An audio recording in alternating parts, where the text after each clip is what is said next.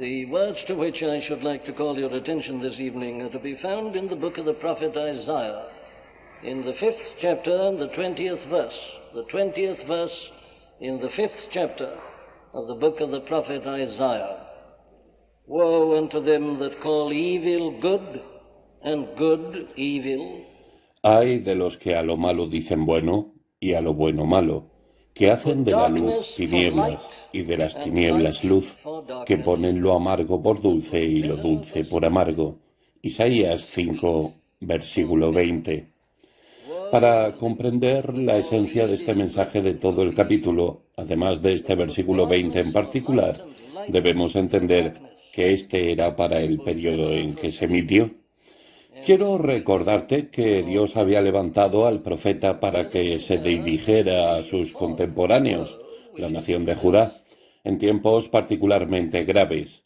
Esta tenía ya una larga historia desde que se creara en tiempos de Abraham, pero ahora, en este momento en particular, del siglo VIII antes de Cristo, las cosas empezaban a ir mal, peligrosamente mal. La nación estaba a las puertas de la catástrofe, y ahora Dios había levantado a un profeta para advertir al pueblo diciéndole que, si no se arrepentía y se volvía a Dios, no le quedaba más que la destrucción. Pero, tal como hemos visto, vivimos en una época y en una generación que, desgraciadamente, se corresponde punto por punto con la que se describe aquí. Más aún, de acuerdo con la enseñanza de la Biblia, desde que cayeron y desobedecieron a Dios, los hombres y las mujeres siempre han sido pecadores en todas las épocas y en todas las generaciones. Pero, y este es el principio, hay épocas y tiempos en que son inusitada y excepcionalmente pecadores, o cuando, por expresarlo de otra forma, su pecaminosidad se hace particularmente manifiesta. No podemos leer la Biblia, que, por supuesto, es un libro de historia, además de un libro con una gran enseñanza, sin advertir que en este aspecto hay una extraordinaria periodicidad. Vemos épocas en que los israelitas, a pesar de no vivir vidas perfectas, eran relativamente buenos, pero luego llegaban periodos concretos en los que, como hemos visto, pecaban, por así decirlo, con coyundas de carreta, con violencia, y toda situación se tornaba desesperada. En otras palabras, hay épocas en las que el pecado parece alcanzar un terrible clímax y de forma inevitable ese clímax va seguido de la catástrofe. Al afirmar eso solo estoy haciendo una simple observación histórica. Al leer tanto el Antiguo como el Nuevo Testamento, observamos esta especie de gráfico ondulante en la historia de la humanidad y vemos exactamente lo mismo al estudiar la historia posterior de la raza humana.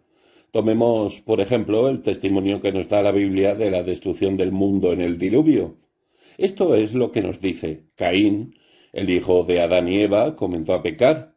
Sus descendientes siguieron el mismo camino y así el pecado empezó a aumentar.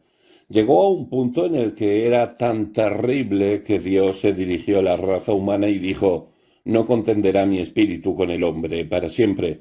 Génesis capítulo 6, versículo 3. Levantó, pues, a un hombre llamado Noé para que advirtiera al género humano anunciándole que, si no se arrepentía, su mundo sería destruido.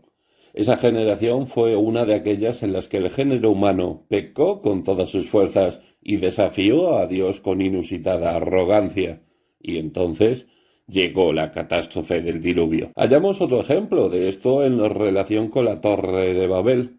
Allí el pecado del hombre alcanzó de nuevo tales cotas que Dios, por así decirlo, descendió y confundió su lenguaje, destruyendo la torre que intentaban erigir, lo que volvió a llevarlos a una situación desastrosa. Y aquí, en el pasaje que estamos considerando del libro del profeta Isaías, tenemos otro destacado ejemplo de lo mismo. Vemos a Judá pecando de la forma que nos describe Isaías, de camino a la explosión final, y nuevamente llegó la catástrofe.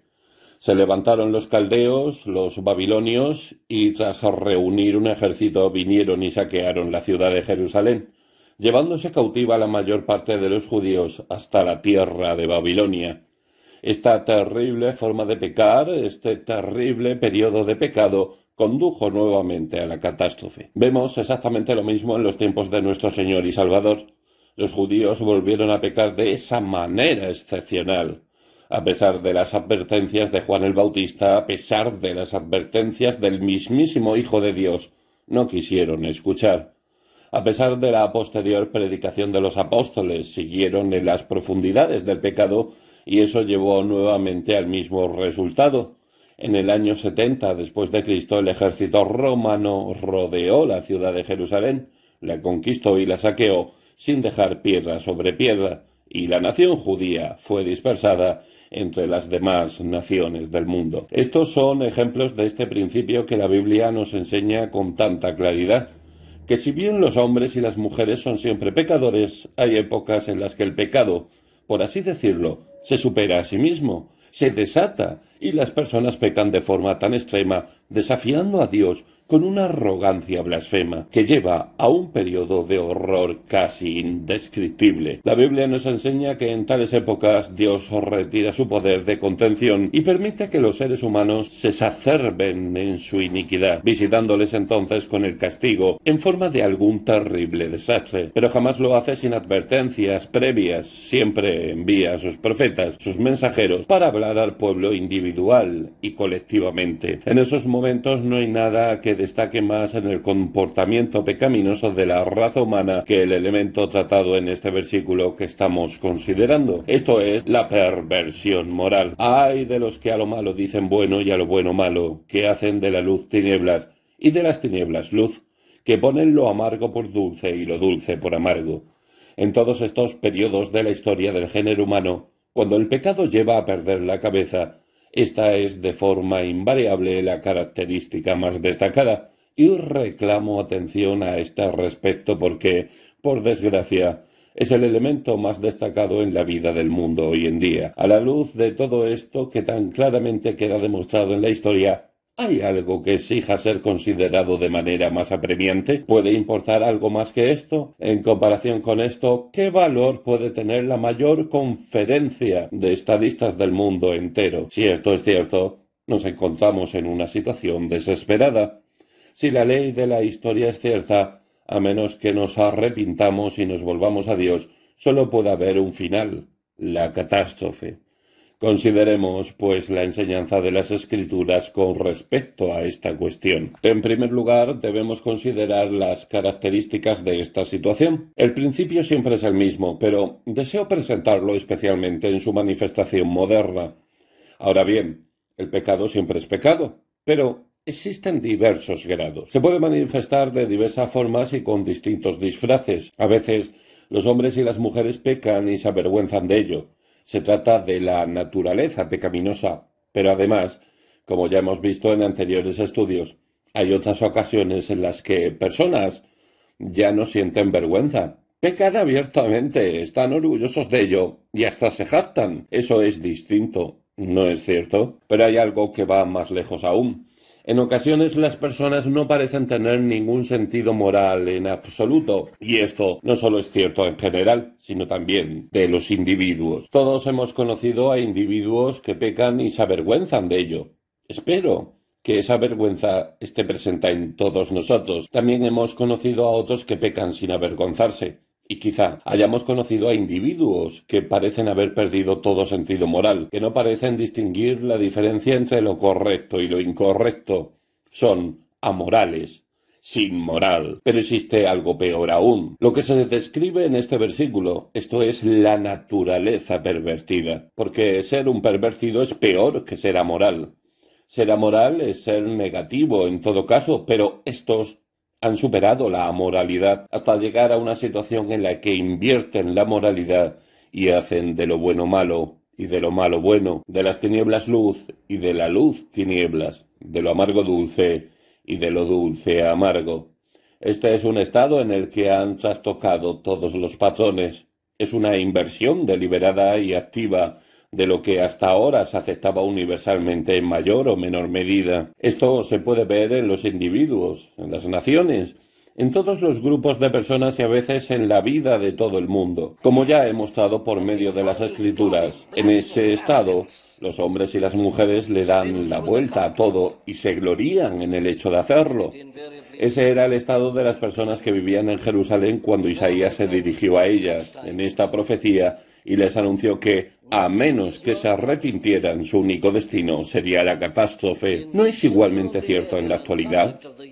¿No es esa una de las características más obvias de estos años en los que nos ha tocado vivir? ¿No es la característica más destacada e importante de nuestra época este elemento de perversión? Esta inversión de todo lo que por lo general siempre se había aceptado y reconocido. Se pueden dar ejemplos de ello en todos los campos. Es un estado sumamente extendido. Lo vemos en todas las artes, donde a menudo se desprecia la belleza, se reniega de la armonía y se alaba la fealdad. Pero, por supuesto, esta perversión de los patrones es mucho más grave cuando llegamos al terreno de la moral. La expresión en boga hoy día que la gente se enorgullece de utilizar es la nueva moralidad. Se enseña con total claridad. En diciembre de 1962, el profesor Carters fue el elegido para pronunciar las famosas conferencias de Reid, en las que atacó sin tapujos la moral tradicional y propuso lo que se ha dado en llamar una nueva moralidad, defendiendo la experiencia de la relación sexual antes del matrimonio, así como de las relaciones extramatrimoniales. Y no solo es el profesor Carters, también hay otros que no dudan en escribir libros y artículos y en salir en los programas de televisión introduciendo esta nueva moralidad que nos dice que lo que hasta ahora se consideraba pecaminoso no lo es.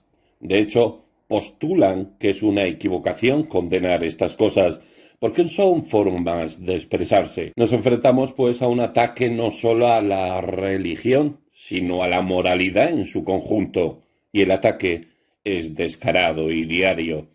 De hecho, llega más lejos aún.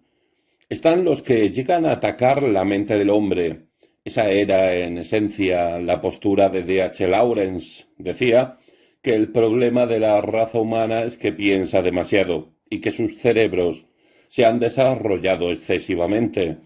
El secreto, pues, para tener éxito y felicidad en la vida, es dejar que lo más bajo de nosotros tome las riendas. Una vuelta a la naturaleza, por así decirlo. Es un ataque a la mente y a todo aquello mediante lo cual ejercemos control y discriminación. Ciertamente, en resumen, se trata en última instancia de ridiculizar el control, la disciplina y la decencia. Se nos pide que hagamos lo que nos dé la gana y que dejemos a un lado toda idea de decencia y orden. Permítaseme dar un ejemplo. En cierta ocasión me llamó la atención el titular de un periódico. Leí la reseña de una obra de teatro que se acababa de estrenar en Londres. Esto es lo que decía un famoso crítico. Hace una década, esta especie de lamentaciones entre pompas de jabón debían de parecer atrevidas y irrealistas en la televisión. Sus homilías con respecto a la infidelidad y la santidad de la familia tienen tonos de moralidad de clase media, que además de anticuada, resulta mojigata.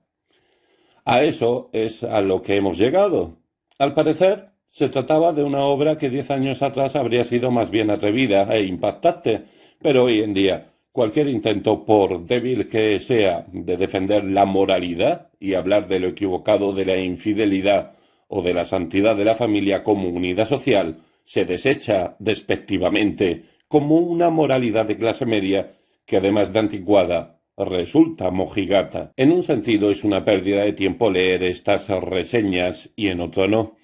Yo leo a los críticos teatrales y cinematográficos y observo que, si hay algún elemento de decencia en una película o en una obra de teatro, se desecha y se ridiculiza. Solo se alaba lo pervertido, lo que introduce algo anormal y desagradable y, prácticamente, lo asqueroso. Ese parece ser el patrón universal, y si hay algún elemento romántico o hermoso, produce risas. Esa es la situación a la que nos enfrentamos, y quizá hayas advertido algo más.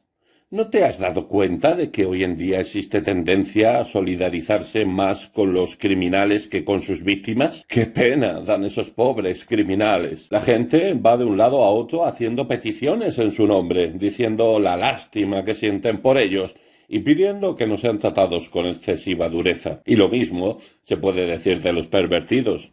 Hemos llegado a un momento en que si uno no es un pervertido, es un anormal. Se glorifica lo pervertido. No hay nada tan maravilloso como el amor de los pervertidos. Todo esto se puede resumir en la frase que se ha convertido en la consigna de la generación moderna. Mal, sé tú mi bien. Ay, de los que a lo malo dicen bueno y a lo bueno malo. Eso es exactamente lo que está sucediendo en tantos países del mundo hoy en día, en círculos cultos y de erudición, entre los intelectuales y los que afirman ser dirigentes de la sociedad. ¿No se trata de una réplica exacta de los tiempos de Isaías? ¿Cómo intentan defender la perversión sus devotos? Obviamente, no puedo tratar esta cuestión como debiera, simplemente intento ofrecer una panorámica general de la situación. Uno de los grandes argumentos es que, al menos, eso no es hipocresía. La hipocresía se considera lo peor que cabe imaginar, y así se responde a ella, con perversión. Ahora bien, es obvio que nadie defiende la hipocresía. En última instancia, no se puede aducir nada a su favor, pero aquel famoso creador de máximas, que fue el conde Rochefoucauld, dijo una verdad con respecto a la hipocresía. Afirmó que la hipocresía es el homenaje que rinde el vicio a la virtud, y esa es una situación muy profunda. En otras palabras, el hipócrita es alguien que sabe que está equivocado e intenta ocultar esa equivocación, intentando fingir que no la ha cometido. Reconoce la moralidad y lo que hace es rendirle un homenaje. No es un pervertido. Eso es todo lo que se puede decir a favor de la hipocresía. A la hipócrita siempre le queda, pues, una esperanza. Está cometiendo un fraude, pero al menos sabe que está equivocado. El segundo elemento que se utiliza para justificar la nueva moralidad o defenderla es que es correcto cuestionar la existencia de cualquier tipo de patrón moral, exterior, objetivo y universal. Hasta ahora, por regla general, el ser humano ha creído en la existencia de ese patrón. En ocasiones lo denominaba ley natural y era reconocido en todas las sociedades en mayor o menor medida, ya fueran cristianas o no. Pero vivimos en una época en que eso se está cuestionando gravemente y algunos filósofos de primera fila nos dicen que no existe tal cosa como un patrón moral exterior, que cada hombre es su propio patrón. Lo que considero correcto es moral para mí, y si hago algo que tú consideras equivocado, eso no importa. Debo actuar en concordancia con mi propio patrón y discernimiento. Ahí lo tenemos. Y así, cada hombre se considera en ley para sí mismo y hace lo que quiere y lo que él considera correcto.